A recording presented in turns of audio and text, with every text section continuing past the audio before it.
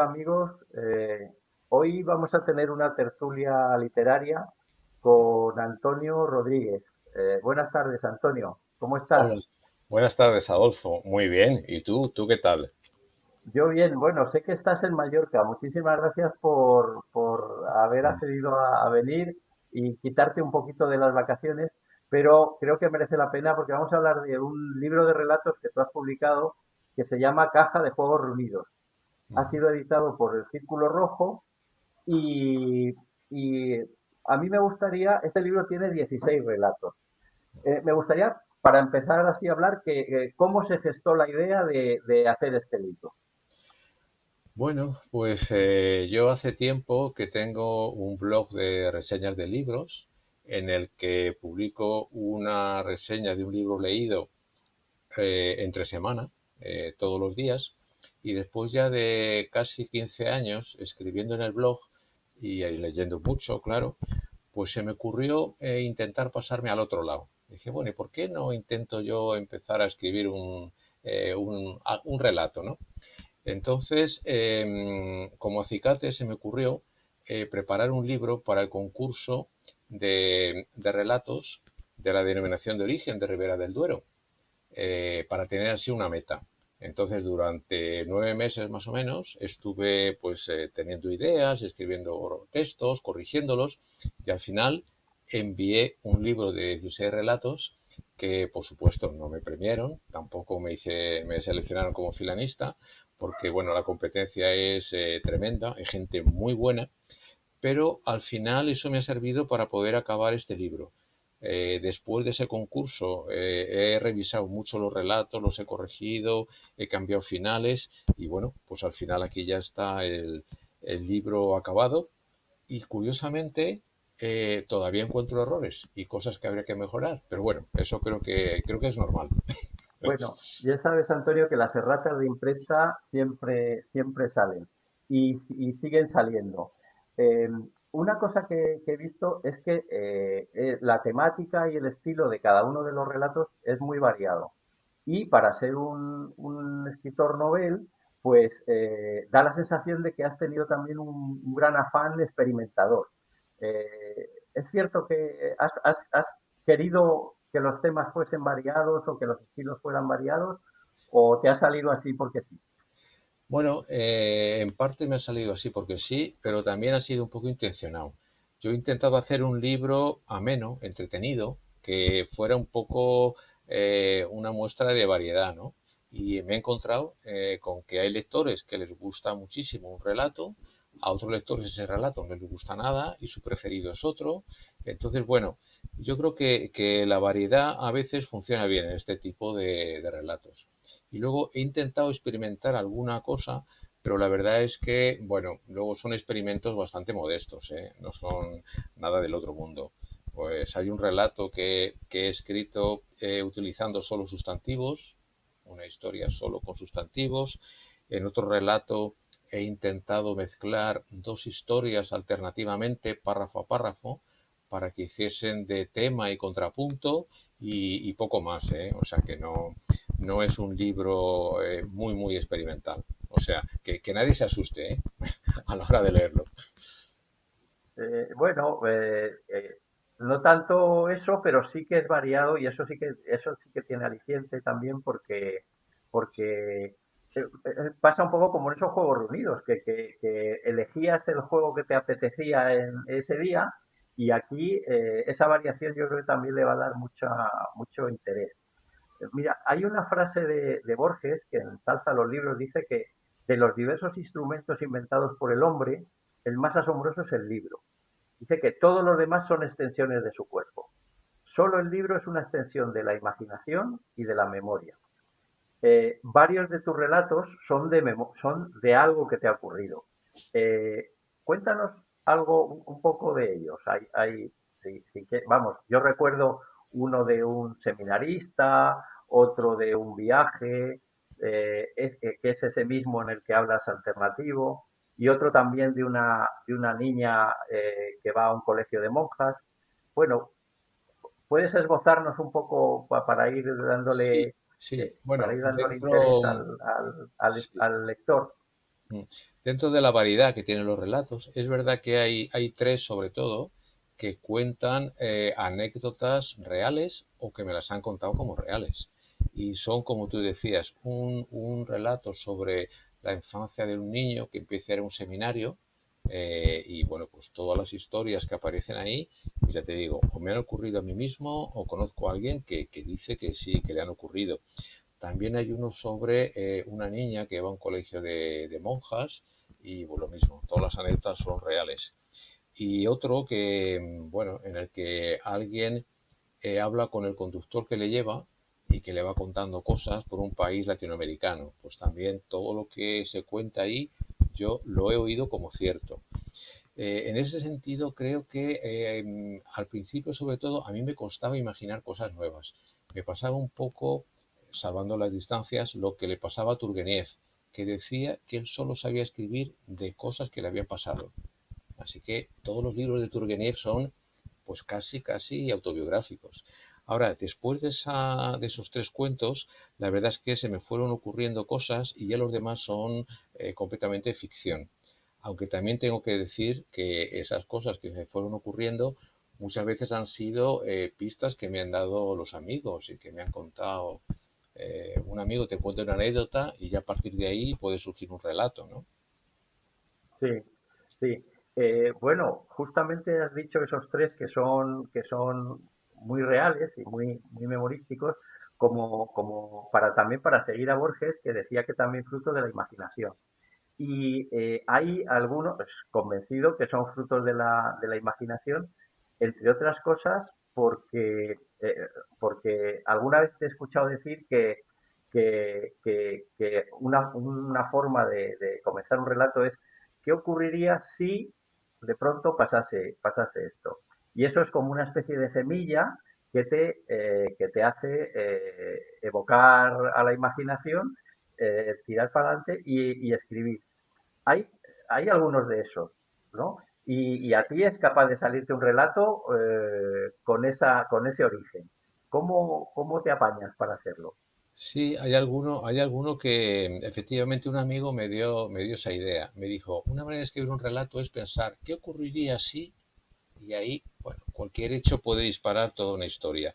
Por ejemplo, hay un relato que está basado en la idea, ¿qué pasaría si a una persona, el abrigo que llevo puesto, de pronto me abraza, empieza a hablar y dice que se ha enamorado de mí? Bueno, pues eso es el inicio de uno de los relatos. ¿O qué pasaría si de pronto mis zapatos empiezan a hablar y a conversar entre ellos, ¿no? Así que yo creo que es una manera, ¿no?, de disparar el relato. Yo desde luego parto de una primera idea, me pongo luego a escribir delante del ordenador y luego ya las cosas van un poco desarrollándose en parte por voluntad mía, pero hay otra parte que es la voluntad de la historia que estoy escribiendo. O sea, no puedo forzar a los personajes, por ejemplo, a hacer lo que yo quiera. No. Hay cosas que no le van a un personaje, otras que sí, y la historia se desarrolla un poco delante de mí y de manera un poquito autónoma. O sea que en realidad yo me llevo la sorpresa de que el placer de escribir es bastante parecido al placer de leer, mucho más de lo que yo pensaba, porque tú asistes como testigo al desarrollo de una historia que no controlas del todo, claro. Sí. Sí, bueno, eso es una cualidad que yo creo que no creo que sea tan sencilla, ¿no? Que de pronto los personajes ahí tomen cuerpo y hagan cosas que tú tienes que verlas en tu cabeza para poderlas explicar. De manera que no estoy tan de acuerdo en que solo sean los personajes, pero bueno, quizás sí que has provocado una situación que te lleva igual por esos caminos. Otros relatos, un par de ellos, que son muy introspectivos y están además como ejercicio estilístico narrados en primera persona.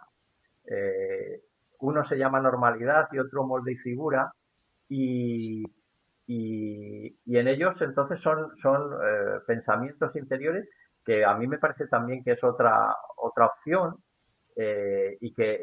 insisto, pues eso le da una solidez al libro en cuanto a las diferencias estilísticas, ¿no? ¿Nos puedes hablar algo de esos dos relatos? Sí, bueno, el relato de normalidad hay que decir que está dedicado a Mircea. Y Mircea es Mircea Catarescu, un gran escritor rumano que escribe como los dioses. A mí me gusta muchísimo. No me extrañaría que le diesen el Nobel alguno de estos años. Entonces, Cartarescu tiene un estilo muy barroco, muy introspectivo, muy complejo, muy rico, en el que va mezclando los sueños del personaje, su imaginación, sus recuerdos, lo que le pasa, y llega un momento que te pierdes y ya no sabes dónde estás, si estás en la realidad, en la ficción, en un sueño. Eso he intentado hacer modestamente en ese relato y bueno, me salido un relato bastante cortito, pero que pues, el lector no se sorprenda porque lo que se intenta es eso, es imitar al gran Cartarescu. Bueno, cosa que es casi imposible, pero bueno, algo he intentado hacer.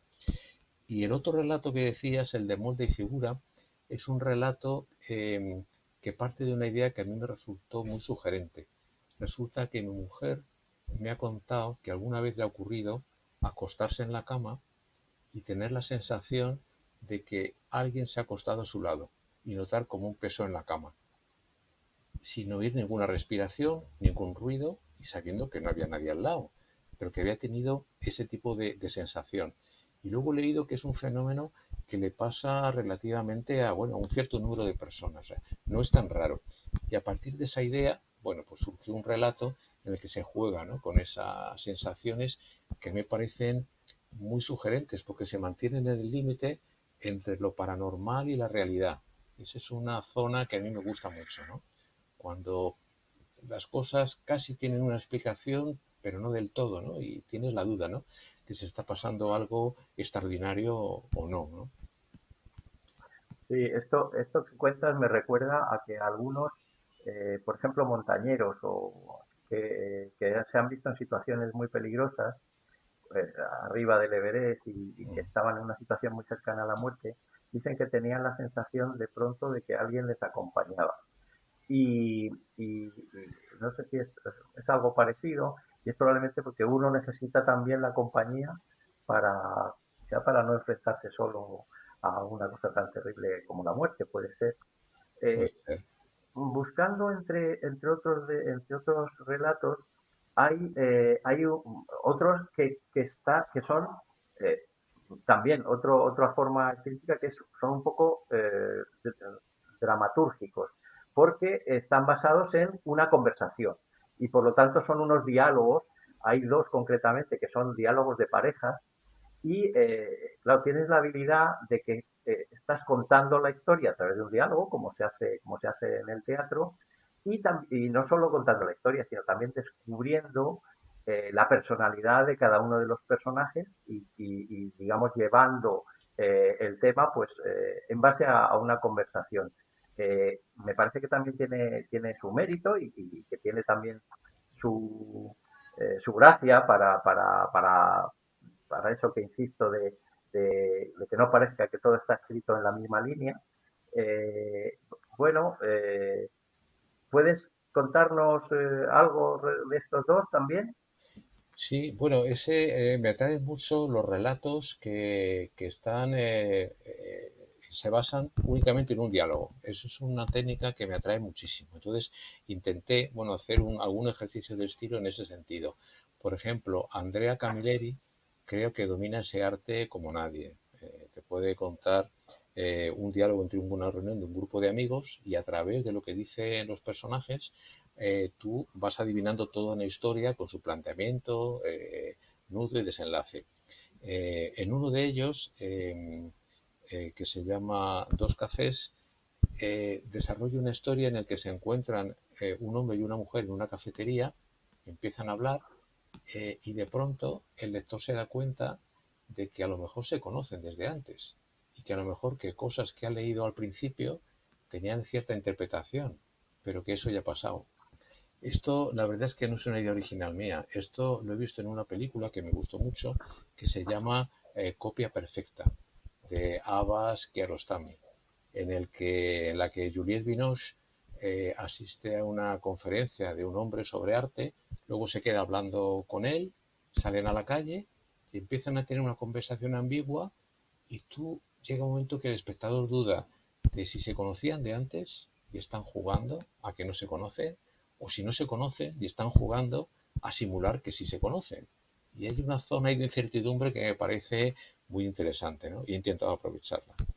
Y hay otro relato basado en una conversación que la verdad es que está hecho con un pelín de mala idea, porque trata de exponer cómo los periodistas y los políticos están destrozando el lenguaje todos los días y manejan el lenguaje muy mal.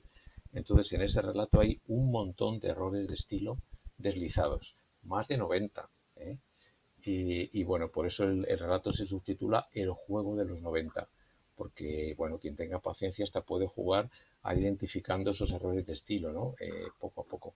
Pero es que me parece muy lamentable cómo se está empobreciendo el lenguaje en los medios de comunicación, por culpa, sobre todo, creo yo, que de los políticos y de algunos periodistas, ¿no?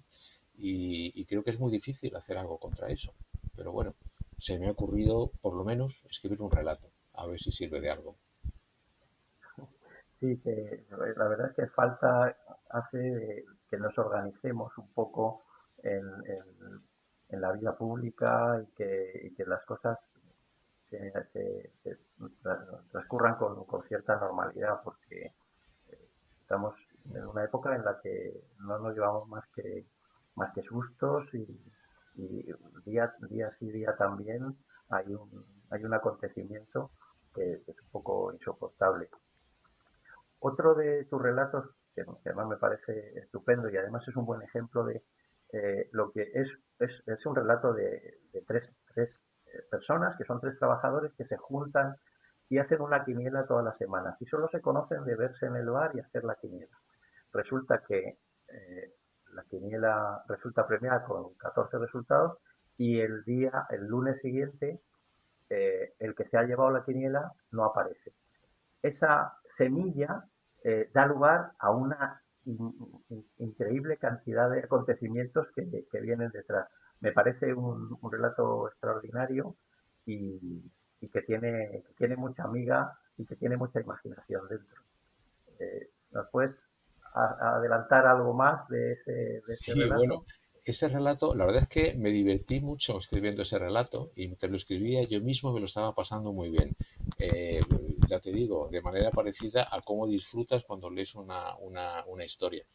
Ese relato tiene la gracia de que tiene varios puntos de giro inesperados. El lector pues va de sobresalto en sobresalto y hay tres o cuatro cambios de pronto que cambian el rumbo de la historia y que yo creo que el lector no se espera en principio. Bueno, eso quizá tenga su gracia. Y luego es también una historia que transcurre en los años 40. Creo que se dice que en el año 42, me parece, del siglo pasado. Y se ha intentado levantar un pequeño esbozo de aquella época a través de algunos detalles, ¿no? Era una época en la que los portales se dejaban abiertos durante el día, que por la noche los cerraba un sereno y para entrar tenías que llamar al sereno, que cuando fallecía una persona en un inmueble, en un edificio, se dejaba cerrada una de las dos jambas del portal para mostrar que allí se había muerto alguien, que todas las casas tienen un portero que tenía pues, como un chiscón, un pequeño habitáculo donde él estaba todo el día y vigilaba quién entraba y quién salía, que no había buzones, las cartas el cartero se las daba al portero y luego el portero se las daba a los vecinos según iban llegando a su casa. Bueno, se ha intentado describir ese tipo de detalles que dibujan, pues eso, un pequeño esbozo de una época que es a la vez muy lejana y muy cercana, porque no han pasado tantos años, ¿no? Menos de un siglo. Y la verdad es que la vida cotidiana era bastante diferente entonces. Y en aquella época no había ni primitiva ni tantos juegos. La ilusión de mucha gente era la lotería de Navidad y la quiniela todas las semanas, ¿no? Entonces, pues Eh, bueno, se ha intentado describir un poco ese mundo. sí, y además está muy bien descrito y muy bien solucionado también. Eh, Yo, fíjate, de esta conversación y de la lectura, estoy deduciendo que, que podría hacer contigo la analogía de un alambique. Y es que todas las lecturas como has dicho y como reflejas en tu blog de la antigua Biblos, has hecho a lo largo de tu vida, las has al final destilado en tu interior y el fruto de esa destilación ha sido este estupendo libro que realmente es un racimo de relatos que van a hacer pasar al lector unos momentos deliciosos. Así que os recomiendo a todos leer La caja de Fuegos Unidos de Antonio F. Rodríguez. Muchas gracias a Antonio por habernoslo contado y nos vamos a despedir. Así que, amigos, nos vemos en poco tiempo. Venga, muchas gracias, Adolfo. Hasta luego. Hasta luego.